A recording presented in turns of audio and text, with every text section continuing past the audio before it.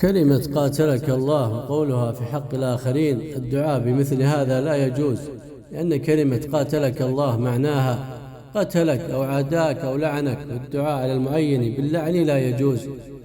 وفي الحديث لعن المؤمن كقتله. قال القرطبي: قد تقول العرب قاتله الله ما أقواه، يضعونه موضع التعجب. وذكر ابن منظور في لسان العرب قولهم قاتله الله ما أشجعه وهوت أمه ما أرجله، وهو من باب التعجب، وقد يطلق ولا يراد به حقيقة الدعاء، لأن العرب قد تطلق الكلمة ولا يراد بها ظاهرها. منه حديث معاذ: لا تؤذي امرأة زوجها في الدنيا إذا قالت زوجته من الحور العين لا تؤذيه قاتلك الله. أصل هذا اللفظ قاتلك الله هو الدعاء، والدعاء باللعن على وجه الخصوص. ومنه قوله تعالى: قاتلهم الله أنى يؤفكون. قال القرطبي: أي لعنهم الله، لأن الملعون كالمقتول.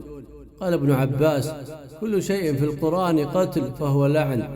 ومنه قول أبان بن تغلب: قاتلها الله تلحاني قد علمت أني لنفسي إفسادي وإصلاحي. وحكى النقاش أن أصل قاتل الله الدعاء، ثم كثر في استعمالهم حتى قالوه على التعجب في الخير والشر، وهم لا يريدون الدعاء.